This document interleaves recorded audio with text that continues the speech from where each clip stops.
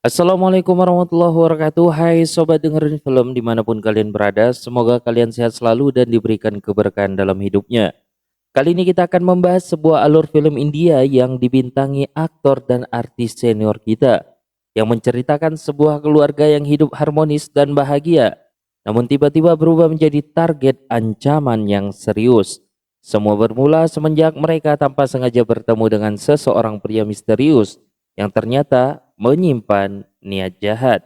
Tanpa berpanjang lebar lagi, seperti biasa siapkan sepiring nasi, jajanan, kopi atau teh, atau kamu bisa mendengarkannya sambil bekerja dan beraktivitas. Langsung kita bahas tuntas di alur cerita film Saiton tahun 2024. Mari Kijut, mari kita lanjut and let's go.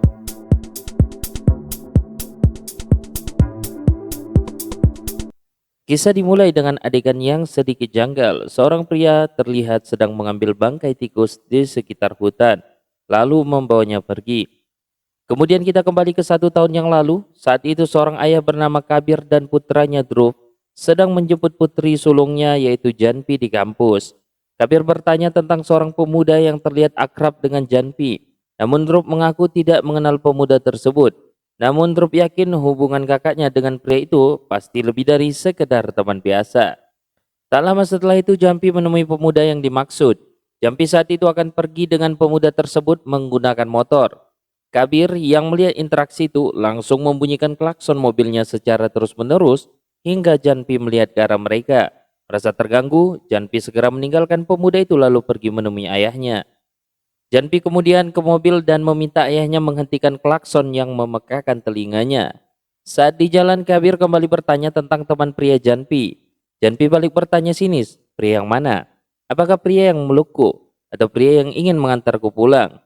Janpi dengan cergit mengalihkan pembicaraannya, mengatakan bahwa ia akan pergi liburan ke Ladakh bersama teman-temannya. Ia pun mohon kepada ayahnya untuk diizinkan pergi, namun Kabir yang protektif tidak mengizinkannya.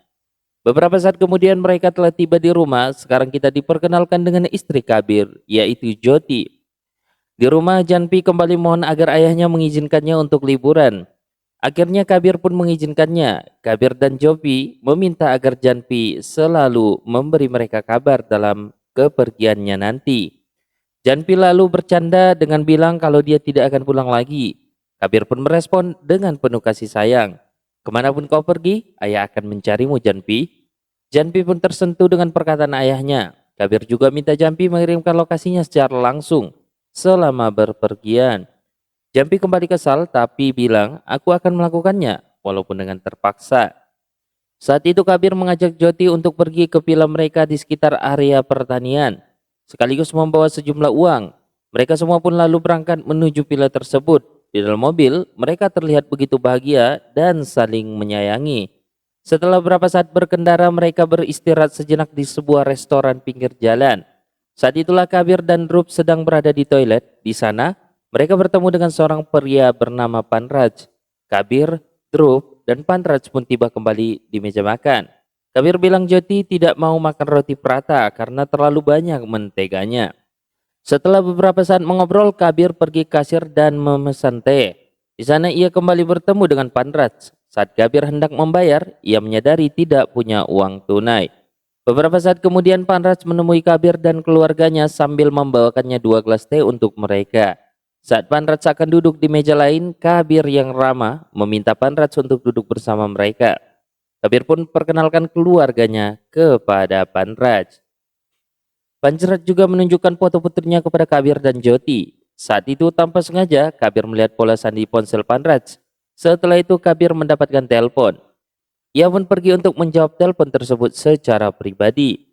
Jyoti ingin memesan makanan dari daftar menu. Panraj yang mendengar percakapan itu pun pura-pura bingung harus memesan apa. Ia akhirnya menawarkan untuk bertukar roti prata milik Janpi dengan ladu miliknya. Janpi pun langsung memakannya.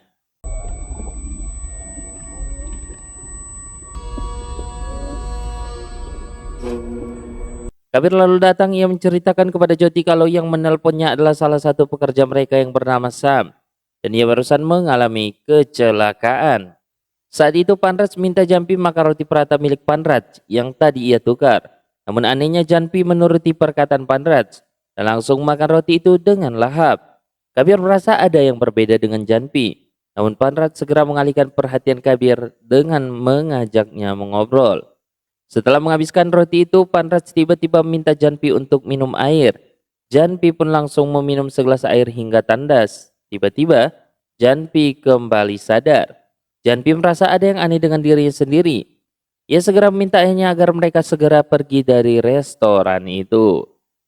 Setelah beberapa saat berkendaraan, mereka pun tiba di villa pertanian. Saat tiba sesuai permintaan Panrat, Janpi langsung makan biskuit yang diberikan pria itu. Setelah selesai menghabiskan biskuit itu, Janpi pun segera keluar dari mobil. Setelah itu, mereka semua masuk ke kolam renang. Setelah bersenang-senang, Joti keluar kolam, lalu ke dapur sambil membawa ponsel yang basah. Ia masukkan ponsel tersebut ke dalam toples berisi beras agar cepat kering. Setelah itu ia pun mengeringkan dirinya. Tepat saat itu Joti melihat Panrat sedang berdiri di depan villa mereka. Joti lalu menemui Kabir dan bilang kalau Panrat ada di rumah mereka. Di sisi lainnya Panrat setelah masuk ke halaman villa dan melihat bungkusan biskuit yang telah dihabiskan oleh Janpi.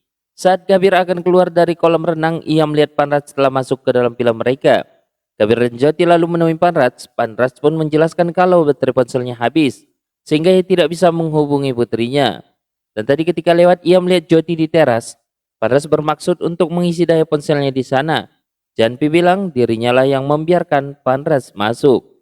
Kabir pun merasa tidak masalah. Kabir dan Joti meminta agar Janpi mengganti pakaian yang basah. Saat itulah Panrat menunjukkan kendalinya. Ia tiba-tiba memerintahkan Janpi untuk mengganti bajunya dan setelah itu langsung turun lagi ke bawah. Janpi pun mengangguk patuh lalu sampai naik ke atas untuk berganti pakaian. Kabir dan Drup juga ikut naik, sementara Joti menuju dapur untuk membuat teh bagi tamu yang tak diundang tersebut. Panrat melihat foto Janpi yang ada di meja. Tepat saat itulah Joti datang sambil membawa teh. Setelah menghidangkan teh, Joti pun segera naik ke atas juga. Panrat kini sendirian di ruang tamu, minum teh dengan santai sambil dengan lancang mengangkat kakinya di atas meja. Ini adalah sebuah tanda superioritas yang ia sengaja. Di sisi lain di kamar Joti menemui Kabir. Ia mengaku merasa sangat tidak nyaman dengan keberadaan Panrat. Sementara itu Janpi langsung turun sesuai dengan perintah dari Panrat. Kabir minta agar Joti segera menyimpan semua uang dan barang berharga di dalam kotak yang terkunci. Sementara Kabir akan berganti pakaian dan turun menemui Panrat. Di bawah Panrat dan Janpi sedang mengobrol. Saat itu Drup datang dan ingin mengajak Janpi bermain.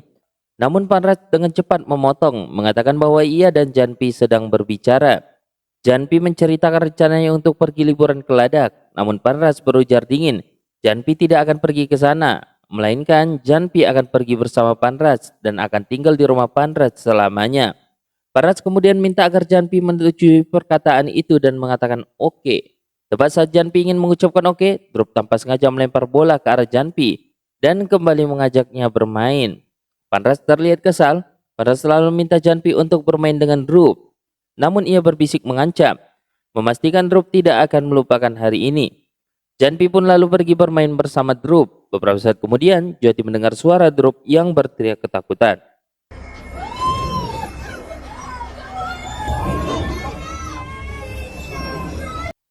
Joti pun kemudian melihat keluar jendela lalu segera turun. Ia minta Janpi untuk berhenti. Namun Janpi tidak mendengarkannya. Panrat juga datang ke sana. Panrat selalu minta Janpi untuk berayun lebih kencang, membuat Drup semakin panik. Kabir pun datang dan langsung menahan ayunan itu. Setelah ayunan berhenti, Drup terlihat ketakutan dan lemah sekali. Janpi lalu minta maaf kepada Drup. Joti segera membawa Drup masuk ke dalam rumah. Kabir pun marah dan minta penjelasan Janpi. Namun Panrat memotong pembicaraan dan meminta Janpi memohon maaf kepada Kabir. Janpi pun minta maaf pada ayahnya. Kabir pun langsung masuk ke dalam rumah. Janpi mulai merasa ada sesuatu yang tidak beres. Saat itu cuaca mulai mendung dan sepertinya akan turun hujan. Malam itu mereka sedang makan malam bersama. Janpi terlihat cemas. Kabir mencoba menenangkan Janpi, mengatakan bahwa ini bukan sepenuhnya kesalahan Janpi. Tiba-tiba Panrat datang dan berkata sinis, ini adalah kesalahan kedua orang tuanya karena tidak membesarkan anak dengan baik. Kabir minta Drup untuk pergi ke kamarnya. Kabir bilang pada Panrat agar tidak mengurusi masalah keluarganya. Panrat kemudian membalas dengan menceritakan secara detail tentang rencana Janpi yang ingin liburan bersama kekasihnya Vivan. serta 10 temannya Keladak, Janpi lalu menjelaskan bahwa ia selalu menuruti apa yang dikatakan oleh Panraj. Panraj membenarkan perkataan itu. Panraj lalu memberikan contohnya secara langsung. Ia minta Janpi untuk menghubungi kekasihnya Vipan, lalu membatalkan kepergiannya ke Ladakh dan memutuskan hubungannya dengan Vipan. Janpi langsung menurutinya. Setelah itu Panraj minta Janpi memblokir nomor telepon Vipan. Kabir yang marah besar minta Panraj untuk pergi, namun Panraj bilang kalau ia tidak akan pergi sampai ia menyelesaikan tugasnya. Kabir lalu menarik Panraj dan ingin membawanya keluar, namun Janpi mencegahnya. Kabir mengabaikan Janpi dan tetap membawa Panraj. Tiba-tiba Janpi mendorong Kabir. Kabir dan Joti pun terkejut melihat reaksi putri mereka. Panraj kembali masuk ke rumah dengan santainya. Joti lalu mendekati Janpi dan mencoba menasihatinya. Janpi bilang kalau ia akan menuruti semua perintah Panraj. Kabir lalu mendekati Panraj dan bertanya, apa yang telah kau lakukan kepada putriku? Panraj minta mereka menebak. Joti pun menyadari, sepertinya Janpi terkena ilmu sihir. Panraj pun membenarkannya. Panraj menjelaskan ini adalah Vashikaran. Itu ilmu sihir untuk mengendalikan orang lain dan Janpi sekarang berada di bawah kendalinya. Dia telah menjadi Tuhan untuk Janpi, ujar Panraj. Namun Kabir tidak percaya dengan semua itu. Panraj selalu menunjukkannya. Ia minta Janpi mendekat lalu memerintahkannya untuk duduk dan berdiri secara terus-menerus. Janpi pun melakukannya sesuai perintah Panraj. Setelah itu Panraj minta Janpi untuk menangis. Janpi pun menangis. Panraj selalu minta Janpi untuk melompat ke kolam renang lalu menahan napas di dalam air hingga Panraj menelponnya. Janpi pun segera pergi ke kolam renang. Kabir dan Joti mencoba menghentikannya. Kabir kembali bertanya, kenapa kau melakukan ini? Panraj selalu meminta Janpi untuk duduk kembali. Pertama, Panraj minta mereka semua meletakkan ponsel mereka di meja. Setelah mereka meletakkan ponsel mereka, Panraj minta Janpi untuk menghancurkan semua ponsel mereka, merusak telepon rumah dan memutuskan jaringan internet. Setelah itu ia meminta Janpi membawa bubuk teh dari dapur. Janpi pun datang sambil membawa sekotak teh. Panraj lalu minta Janpi makan bubuk teh yang ia bawa itu. Janpi langsung makannya. Joti segera menghentikan Janpi memakan bubuk teh tersebut dan pergi ke dapur untuk mengambil air minum bagi putrinya. Tepat saat Joti pergi, Panraj memerintahkan Janpi untuk menampar Kabir dengan keras. Janpi pun melakukan perintah itu, lalu tiba-tiba tersadar sejenak dan meminta maaf kepada ayahnya.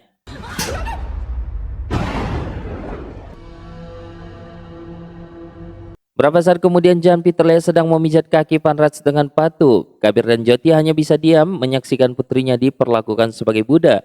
Saat itu Panraj minta agar Kabir menyerahkan putrinya ini kepada dirinya. Joti pun mohon agar Panraj melepaskan Janpi. Kabir dengan tegas mengatakan ia tidak akan pernah memberikan putrinya kepada Panraj. Panraj minta agar Kabir tidak menguji kesabarannya. Karena itu ia sangat menyukai orang yang menangis, berteriak terluka dan memohon di hadapannya.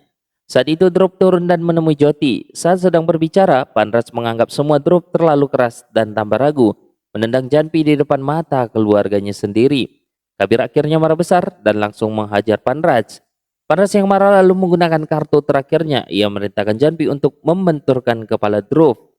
Saat itu terlihat jelas Drop pingsan dan mengalami luka yang cukup parah di kepalanya. Sementara di luar villa, dua orang polisi yang sedang melakukan patroli darurat mulai memeriksa villa Kabir. Polisi masuk ke dalam villa dan melihat Kabir, Joti dan Panraj sedang duduk di ruang tamu sambil menonton televisi, berpura-pura normal. Polisi itu bilang ia menelpon ke villa ini namun tidak dijawab. Kabir beralasan kalau mereka mutar televisi dengan keras sehingga tidak mendengar suara telepon. Polisi itu menjelaskan tujuan kedatangan mereka. Ada panggilan darurat dari nomor milik Joti. Namun saat ditelepon kembali tidak ada yang menjawab panggilan tersebut. Joti yang panik bilang ia sudah lama tidak ke sini dan tidak menghubungi panggilan darurat. Polisi lalu menelpon nomor tersebut dan menunjukkan pada mereka bahwa nomor itu aktif. Namun tidak ada yang menjawab. Joti dan Kabir pun terlihat cemas. Joti pun lalu pergi ke dapur beralasan ingin mengambil ponselnya. Saat itu polisi ingin memeriksa keadaan dapur. Kabir segera minta polisi untuk duduk dan minum teh di ruang tamu. Joti sedang mengeluarkan ponselnya yang ia simpan sebelumnya di toples beras saat kemasukan air itu. Joti mengambil ponsel itu dan segera keluar dari dapur. Joti bilang anak laki-laki mereka lah yang iseng menghubungi panggilan darurat itu, lalu memasukkan ponselnya ke dalam toples yang berisi beras.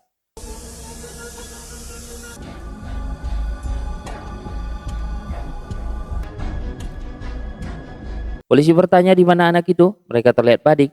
Kabir bilang anaknya sudah tidur. Kabir pun pura-pura memanggil Drop dan bilang iseng kalau polisi datang untuk menangkapnya.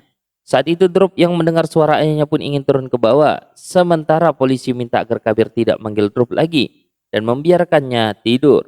Saat polisi itu hendak pergi, mereka mencumbuk gas. Saat mereka ingin meriksa ke dapur, Kabir menghentikannya beralasan dia saja yang memeriksanya. Polisi itu pergi dan tidak sempat melihat Drop yang turun dari tangga. Setelah polisi pergi, Kabir langsung megang Drop yang terluka parah. Sementara itu Joti melihat Janpi yang kembali kaku. Joti mohon kepada Panras agar melepaskan Janpi. Panras menyuruh agar Joti menghancurkan ponsel yang tadi diambilnya. Joti segera membanting ponsel tersebut hingga hancur. Panras selalu memanggil Janpi. Kabir yang tak berdaya melihat luka di kepala Drop cukup parah, akhirnya menyerah. Kabir bilang ia akan memberikan apapun agar Panras mau meninggalkan keluarganya. Panras selalu minta semua mereka dan barang miliknya serta perhiasannya. Lalu Kabir pun pergi ke kamar untuk mengambilnya. Kabir lalu masukkan semua uang dan perhiasan ke dalam tas lalu membawanya ke Panras. Panras pun membawa tas tersebut dan pergi dari rumah itu. Setelah Panras keluar dari rumah, Kabir langsung menutup pintu rumahnya. Mereka merasa lega karena Panras sudah pergi. Namun Janpi hanya diam saja dan tidak bergerak sama sekali.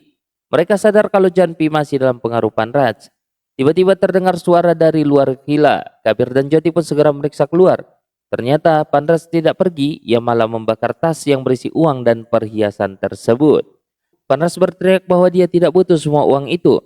Karena ia bukanlah manusia, ia datang untuk membangun, menghancurkan dan mengendalikan serta membunuh. Malam ini merupakan malam ritual pemujaan iblis dan dalam hitungan jam ia akan menjadi kegelapan. Menjadi pagi dan sore dia akan menjadi alam semesta, menjadi dewa dan menjadi sesuatu yang ia rasa tidak terkalahkan. Paras pun kembali masuk ke villa mereka. Kabir dan Joti terlihat sangat shock dan putus asa.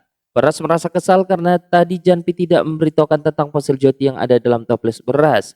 Paras lalu minta Janpi untuk menampar pipinya sendiri. Janpi pun menurutinya. Kabir dan Joti terlihat pasrah. Joti duduk di sana, sementara Kabir naik ke atas untuk melihat Drop. Di bawah, Paras selalu memberikan ponselnya kepada Janpi dan memintanya untuk mengkoneksikannya dengan speaker Bluetooth.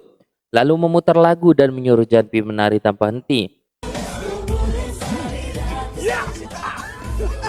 Di kamar, Kabir sedang mengobati luka di kepala Drop. Drop bilang setelah semua ini berakhir, ia ingin berpesta dan mau membawa alat perekam dan pemutar suaranya.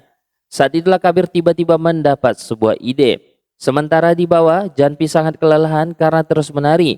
Joti ingin menolongnya namun Panras menghentikannya. Paras meminta Janpi untuk terus menari dan Joti tidak bisa berbuat apa-apa.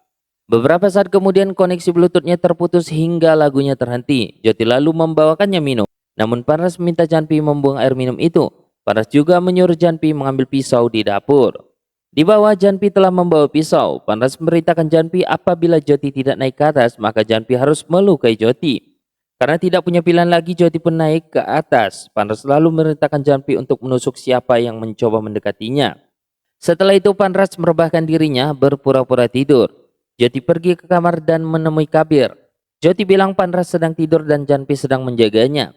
Kabir lalu turun dan memeriksanya. Ia melihat ponsel Panras di atas akuarium, namun Janpi sudah bersiap untuk menyerang Kabir. Saat Kabir perlahan turun, Janpi tiba-tiba buang air kecil di celananya. Janpi menangis karena merasa malu. Kabir pun kembali naik ke atas dan mengatakan kepada Joti kalau Janpi mengompol di celananya. Di bawah, Panras melihat Janpi yang ngompol. Tepat saat itu pula Joti datang. Joti ingin membawanya ke toilet namun Panras tidak mengizinkannya. Panras selalu menyuruh Janpi membuka celananya. Janpi pun menurutinya. Joti marah kepada Panras. Panras menyuruh Joti mengambil celana baru untuk Janpi. Joti segera naik ke atas untuk mengambil celana. Setelah itu Joti turun membantu Janpi mengenakan celana barunya. Di sisi lainnya Kabir berusaha keluar dari jendela. Sementara Joti terlihat marah kepada Panras.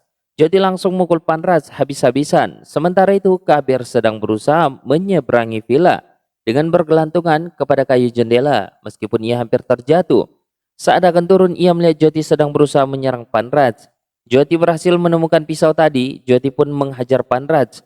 Sementara Kabir menahan Janpi. Saat itulah Panras berhasil mencekik Joti. Saat Kabir ingin menolong Joti, Janpi menusuk kaki Kabir dengan pisau.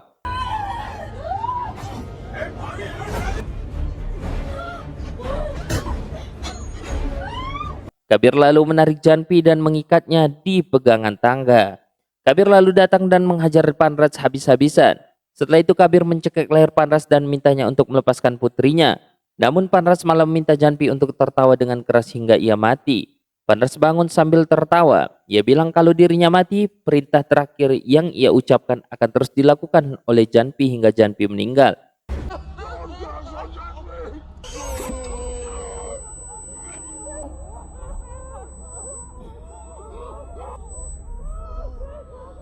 Drup saat itu yang berada di atas mendengarkan perkataan Panras. Di bawah Panras bilang kalau Kabir ingin Janpi tertawa seperti sebelumnya dan kembali normal seperti sebelumnya, serta membebaskan Janpi selamanya. Panras selalu memerintahkan Janpi untuk mengambil pisau lalu membunuh Drup. Kabir dan Joti terkejut. Janpi lalu berlari ke lantai atas dan ingin membunuh Drup. Kabir dan Joti pun segera mengejarnya. Kabir menyeret Janpi ke gudang. Janpi terus meronta dan ingin membunuh Drup. Joti marah dan menampar Janpi berkali-kali. Janpi pun mulai tenang dan mulai sadar. Janpi benar-benar bingung dengan apa yang terjadi pada dirinya. Kabir dan Joti mencoba menenangkannya. Janpi pun mohon kepada ayahnya agar menyelamatkannya. Kabir ingin turun dan melihat keadaan, namun Janpi mencegahnya. Janpi lalu keluar gudang dan mengunci pintu dari luar. Ternyata Janpi masih dalam pengaruh Panras. Janpi mulai mencari Drup ke kamarnya, namun Drup tidak ada di kamar. Janpi lalu turun dan kembali mencari Drup. Janpi terus mencari di sekitar rumah namun tidak menemukannya juga.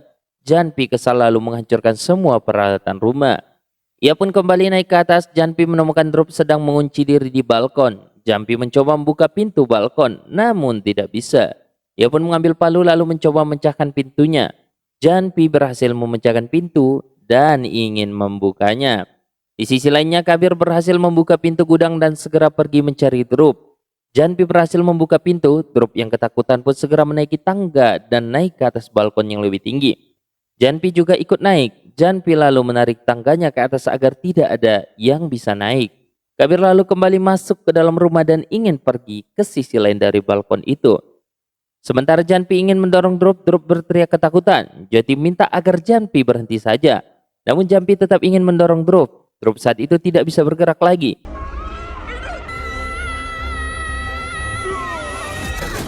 Joti segera berlari dan melihat keadaan Drup. Panras dan Janpi juga datang dan melihat keadaan Drup dari kejauhan. Ternyata Drup masih hidup. Panras menyarankan agar mereka segera menyelamatkan Drup dan sebagai gantinya memberikan Janpi. Kabir dan Joti pun pasrah dan akhirnya memberikan Janpi kepada Panras. Panras pun segera membawa Janpi pergi. Setelah itu Kabir menaikkan Drup ke mobil. Drup meminta pada ayahnya agar membawa Janpi kembali. Joti lalu membawa Drup ke rumah sakit. Di sisi lainnya, Panras sedang membawa Janpi melewati hutan. Sementara Kabir sedang berada di meja kerjanya dan sedang membalut tangannya yang masih tertancap pisau. Setelah itu Kabir segera mengejar Panras dan Janpi dengan menggunakan sepeda di hutan.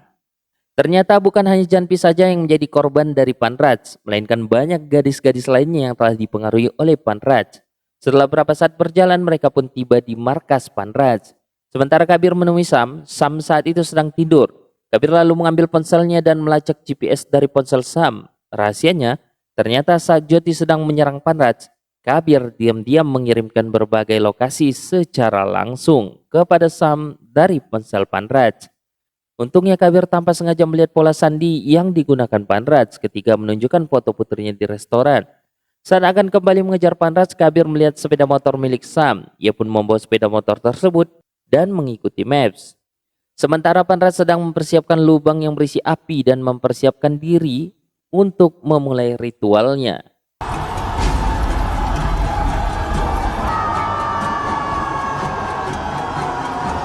Ternyata sudah ada banyak remaja perempuan yang akan dikorbankan dan akan dimasukkan ke dalam lubang api malam ini. Panras berkata kepada semua gadis itu saat ia melemparkan setiap boneka hitam ke api, mereka harus mendekati api. Dan ketika Panras melemparkan boneka merah ke api, mereka semua harus masuk ke dalam api. Panras pun mulai melemparkan satu persatu boneka hitam. Di sisi lainnya Kabir sudah semakin dekat menuju ke markas Panras. Saat itulah Kabir diserang oleh beberapa waria yang dijadikan pengawal Panras.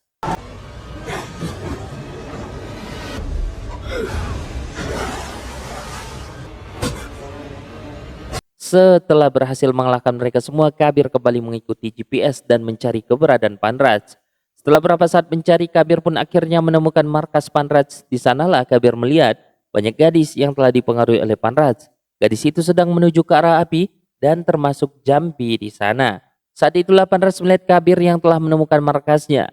Kemudian para waria itu menyeret Kabir dan membawanya kepada Panras. Panras bilang kepada semua gadis itu, kalau ada yang berani menyentuh dirinya, semua gadis diperintah untuk menyerang orang tersebut.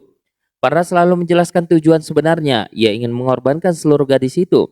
Setelahnya ia akan mendapatkan kekuatan di mana hanya ada dengan menatap orang saja ia bisa mengendalikan seluruh orang. Setelah itu seluruh dunia akan berada dalam kendali Panras. Panras pun kembali melempar sisa boneka ke dalam api, sementara Kabir tidak berdaya dan terkapar di bawah kaki Panras. Seluruh boneka hitam pun selesai dilempar ke api, dan untuk menyelesaikan semuanya, Panras ingin melemparkan boneka merah. Tiba-tiba, Panras pun berteriak dan tidak bisa berbicara lagi karena lidahnya telah dipotong oleh Kabir.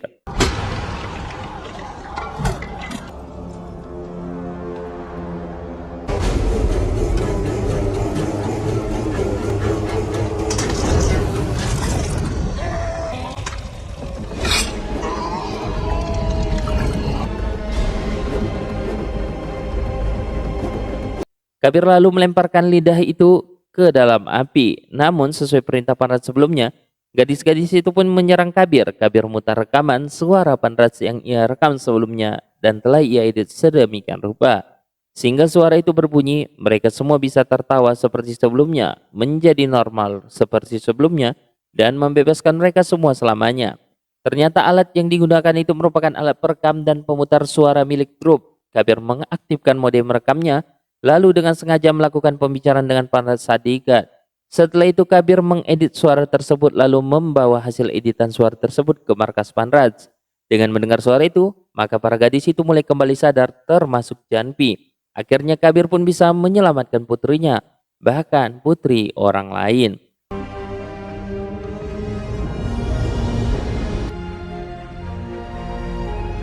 Setelah kejadian itu, Kabir sedang berada dalam perawatan di rumah sakit. Polisi menjelaskan kalau ke-18 gadis itu telah dipulangkan ke rumah orang tua mereka.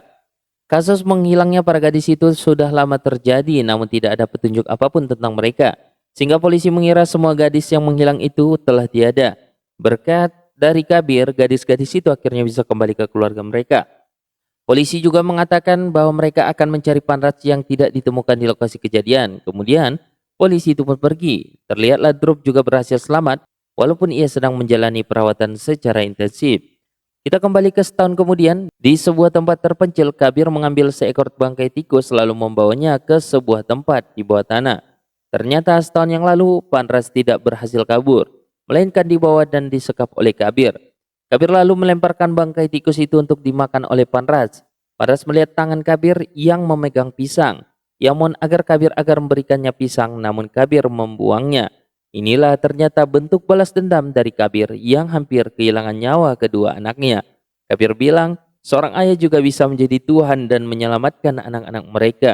Seorang ayah akan menjadi dewa dan melakukan apapun untuk anak-anak mereka. Seorang ibu juga akan berjuang untuk anak-anaknya. Dan di dunia ini tidak ada satupun yang lebih kuat dari seorang ibu dan ayah. Sekarang Kabir akan membuat hidup Panras seperti di neraka. Kali ini Kabir yang akan menjadi setan untuk Panras. Kabir pun pergi meninggalkan Panras di sana. Nah, itulah tadi akhir cerita dari alur film Saiton 2024. Sebuah film horor trailer Bollywood yang menceritakan tentang dukun santet yang mengumpulkan 108 gadis di malam hari untuk menyempurnakan kekuatan jahatnya. Namun setiap perbuatan jahat ujung-ujungnya tidak pernah menang. Pesan moralnya, film ini membuktikan bahwa kekuatan cinta dan pengorbanan seorang ayah atau ibu jauh lebih dahsyat daripada sihir atau kekuatan gelap apapun. Kabir membuktikan bahwa ketika keluarga terancam, orang tua bisa berubah menjadi setan demi melindungi darah daging mereka. Oke, jangan lupa untuk like, komen, dan subscribe untuk terus mendengarkan rangkuman film menarik dari channel kita. Terima kasih. See you. Assalamualaikum.